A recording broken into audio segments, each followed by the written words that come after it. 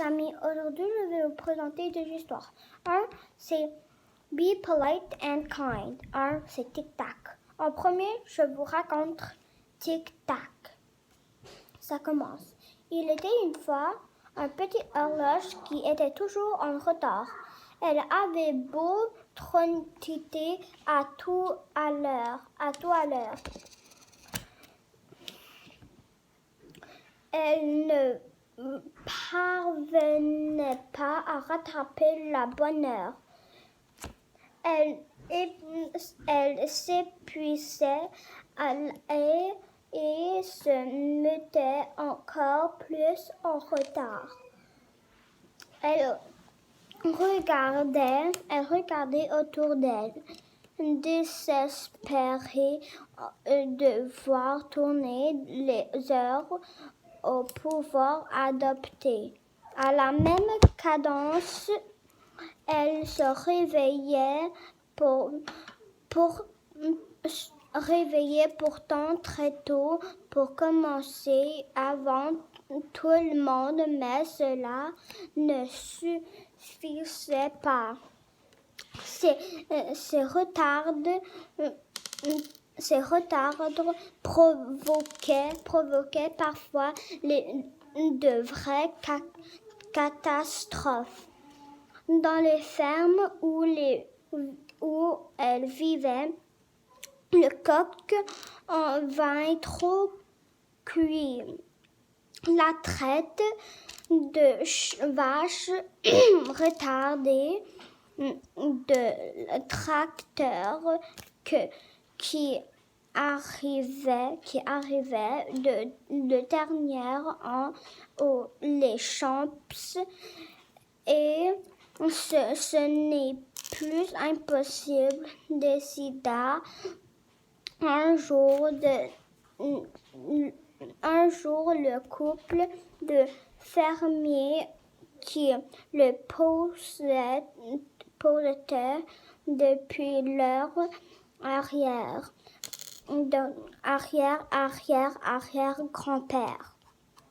Il faut s'en embarrasser et en acheter une neuve aussitôt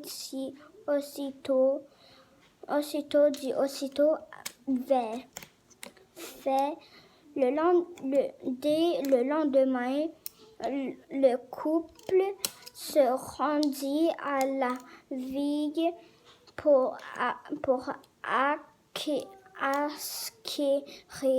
une superbe horloge qui marchait à la perfection. Elle fut tout de suite installée à la place d'honneur dans le salon. La pauvre petite horloge en retard était bien triste.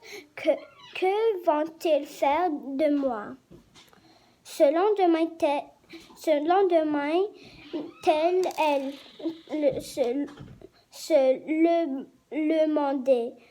demandait-elle. Elle se retrouva aussi étonnant que cela puisse paraître dans la basse-cour, au milieu de poules et de canards. Oui, je fermier n'avais pas eu le cœur de la jeter. Elle faisait partie de la famille depuis si longtemps. Un beau jour, un riche Américain en vacances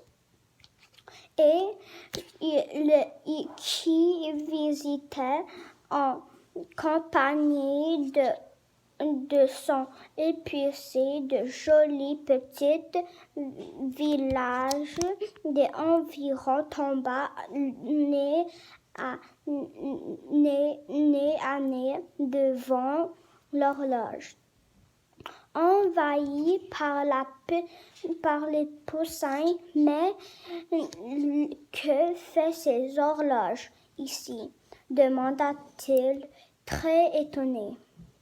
Elle ne marche plus, répondit le fermier, qui se trouvait non loin de là.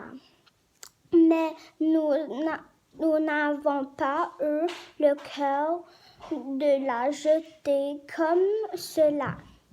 Elle ne marche plus,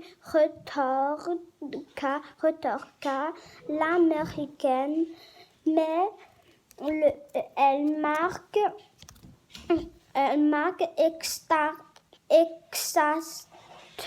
exactement l'heure qu'il est en ce moment. Heure plus dans la petite ville américaine. Il est 6 heures plus tôt qu'ici.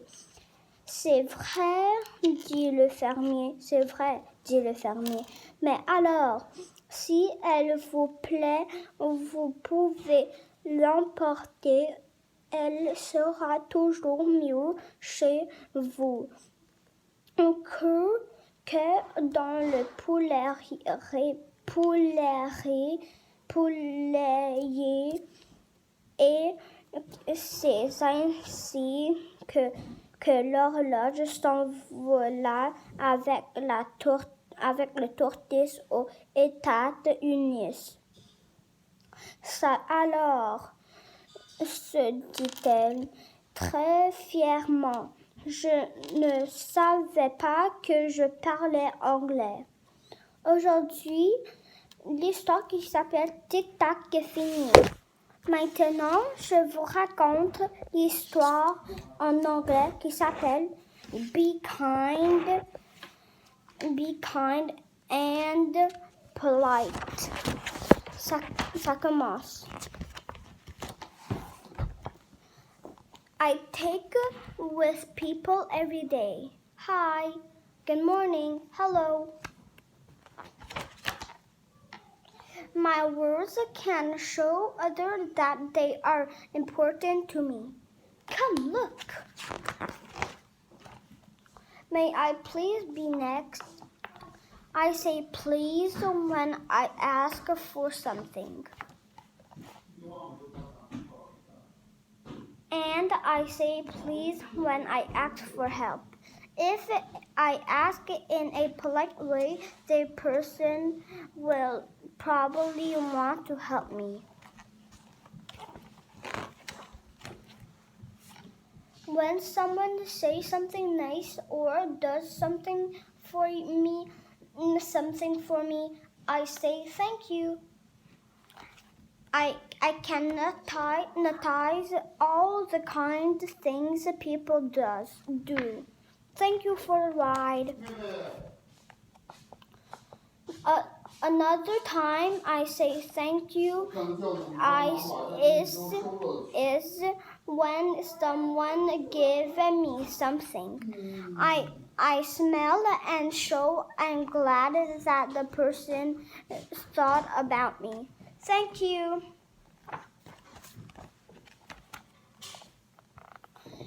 If the person is somewhere else, I can send a note or say thank you on the phone.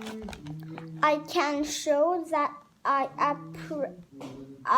appreciate the kind things others do.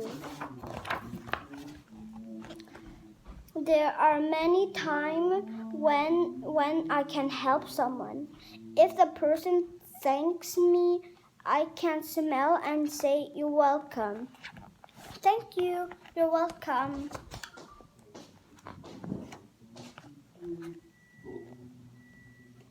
When I yell, cough, or sneeze, I say, "Excuse me. Excuse me." I also say excuse me when I do something that could bother someone. Excuse me.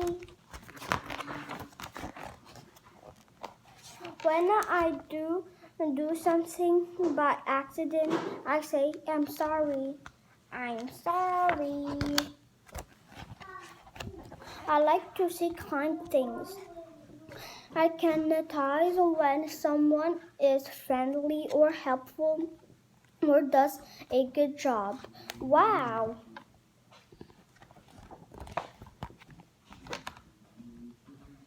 I can sing before I say something. I can be polite and kind when I say what I think and feel. No, thank you. I know polite things to say. When I use words to help someone feel good, I show respect. Please, I'm sorry. Thank you. Good luck. I like it. Excuse me. May I? You're welcome.